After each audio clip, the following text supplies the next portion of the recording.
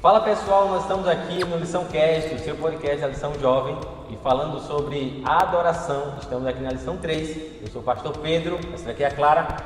Oi gente, estamos aqui em mais um podcast com o pastor Gisse e é muito gratificante ter a presença de vocês aqui conosco. E hoje também nós estamos com um convidado super especial, veio lá da igreja do Bosque Sul. E aí eu passo a falar para ele agora, para ele se apresentar, para ele poder falar um pouquinho dele para vocês. Bom, Clara, me chamo Emanuel, eu sou da igreja do Bosque Sul. Obrigado, pastor Pedro, pelo convite. Eu tenho 23 anos, sou da igreja desde 2009, estava um pouco afastado, mas agora em janeiro eu retornei para a casa do Pai, graças a Deus. Voltou com tudo agora. Voltei com tudo. Isso aí. E agradeço pelo convite. Isso, é isso aí, meu amigo. Posso fazer a oração para a gente começar? Posso sim. Oremos. Santo Deus, eterno Pai, muito obrigado, Senhor, por essa oportunidade de estarmos aqui para gravar para a Lição Cast.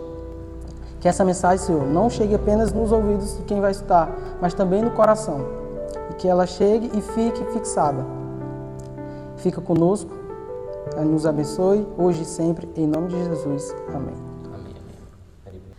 Dando introdução à lição, nós temos, obviamente, a tirinha e a gente sabe que a tirinha ela é sempre um despertar na nossa memória, ela sempre traz muitas sensações boas, mas, de praxe, eu não poderia falar sobre a tirinha logo de cara, porque a gente está com um convidado especial e eu queria que esse convidado hoje, ele pudesse falar para nós aqui um pouco dessa tirinha, quais foram as suas primeiras impressões, quais foram as emoções que você sentiu quando você leu aqui e interpretou a tirinha.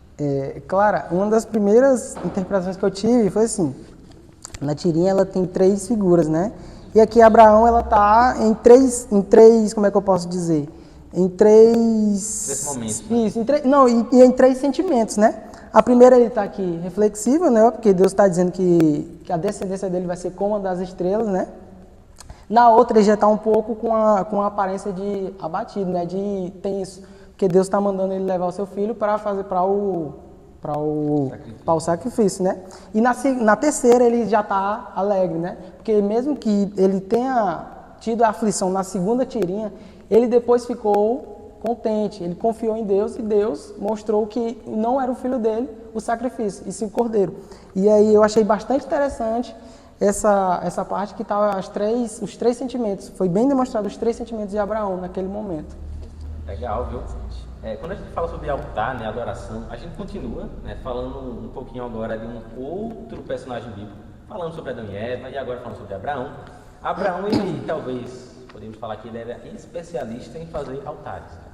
Então, ele fazia muitos altares ali, e eu acredito que na tirinha a gente consegue entender que Abraão, ele utilizava os altares que ele fazia para demonstrar um pouquinho da sua fé, né? Então, ele adorava a Deus, demonstrava a sua fé por meio das suas atitudes, e essa fé era exemplificada por meio ali dos altares. Então eu acredito que os altares eles serviam não somente para fazer ali uma mera adoração qualquer, mas para exemplificar um pouquinho da fé de Abraão. No início parece um pouco de contradição, né? Deus ele falando para Abraão que ele seria pai de uma grande nação, sendo que mandou matar o filho dele. Mas na verdade tudo faz sentido quando a gente tem o plano de Deus, que é muito maior do que o nosso. Não é mesmo, Clara? Isso aí.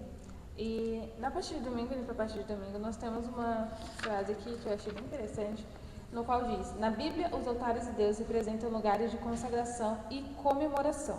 Eram símbolos externos de experiência pessoal com Ele, do reconhecimento e da adoração do Deus vivo e verdadeiro. Abraão usava esse método antigamente. E hoje, quais são as formas que nós podemos usar para poder edificar esses altares para o nosso relacionamento com Deus? Boa pergunta aí. E aí, a gente faz altar hoje em dia de pedra, essas coisas, como é que a gente faz para adorar a Deus, para demonstrar essa verdadeira adoração?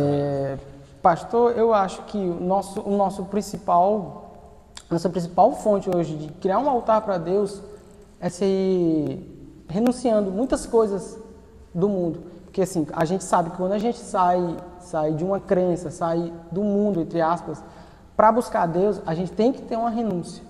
A gente sabe que hoje a gente tem que ter uma renúncia grande e a gente sabe que isso não é fácil. E eu acho que essa é uma das formas que a gente tem de criar um altar para Deus. Você deixar tudo para trás, tudo que fazia bem para você, entre aspas, né? Tudo que era momentâneo. Então eu acho que isso é uma forma de a gente criar um altar para Deus. Legal, legal. Eu gostei do que ele falou, claro, sobre renúncia.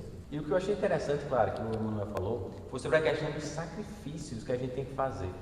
Então hoje a gente tem que sacrificar muitas coisas, assim como Abraão teve que sacrificar. Naquela época, os sacrifícios, né, esse tipo de sacrifício que ele teve que fazer com Isaac, é interessante ele contextualizar, não era só queimar ali a oferta, mas tinha que matar, no caso Isaac, tinha que deixar o sangue escorrer, tinha que cortar em partes e depois tinha que queimar. Então imagina só fazer isso com seu filho. Todo um processo, né? Todo um processo. E você não só algo direto, mas algo demorado ali, ó. Então a gente percebe que o sacrifício que a gente faz a Deus também é um processo. É um processo, né? São passos que a gente tem que fazer e na verdade são coisas que a gente gosta, mas que às vezes a gente tem que sacrificar, né? E claro, quando a gente vê a questão aí da segunda-feira, né? Promessa para não esquecer. O que a gente pode destacar aqui? É interessante porque aqui aborda justamente o fato de quando Abraão acampava, né? Eles acampavam muito antigamente. E por onde os lugares onde Abraão passava, eles sempre edificavam um altar. Como forma de ele pensava assim, poxa, um dia eu posso voltar aqui novamente. Posso precisar. E aquele altar tem que estar aqui, eu queria fazer oração para que eu possa novamente reerguer ou pelo menos cuidar dele e poder adorar o meu Deus e lembrar dos momentos que eu passei com Deus justamente neste lugar. E isso tem muito a dizer sobre nós, sobre as nossas experiências com Deus. Porque muitas vezes nós passamos por muitas coisas nessa vida, a gente passa por várias experiências e é muito fácil esquecer do que Deus fez para nós no meio das experiências. E eu acho que Abraão, quando ele fazia isso, era justamente para ele lembrar. Quando ele olhava para o altar, ele lembrava justamente da experiência que ele teve com Deus especificamente naquele lugar. E para nós hoje, como que a gente pode recordar e não ser ingrato com Deus nos momentos que a gente passa na nossa vida? Fugindo um pouco do contexto da tua pergunta, mas continuando ainda na segunda, algo que me chamou bastante atenção, pastor, estudando aqui, foi que Abraão, ele tinha 75 anos e ele vivia, como diz na lição, com um conforto de uma herança, quando Deus mandou ele sair da terra dele e ir para Canaã. Né? Então, assim, a gente volta de novo lá para a renúncia. Abraão foi um homem de muita fé, né? Que ele poderia ter ficado lá no conforto dele. Ele poderia muito bem, não, aqui para mim tá tudo legal, tá tudo ótimo. Para que eu vou para outra cidade para tomar de conta de um povo que eu não sei nem quem é, como é que se chama? Os cananeus, né? Agora. Então, assim, ele estava no conforto, ele vivia de uma herança deixada pelo seu pai. E Deus deu um chamado para ele ir para a terra de Canaã, e ele foi. Ele não se, em momento algum, hesitou. Em momento algum, ele contrariou Deus. Assim como ele, quando Deus mandou ele levar o seu filho para um monte, para fazer o sacrifício, ele não contrariou. Ele apenas seguiu a ordem de Deus.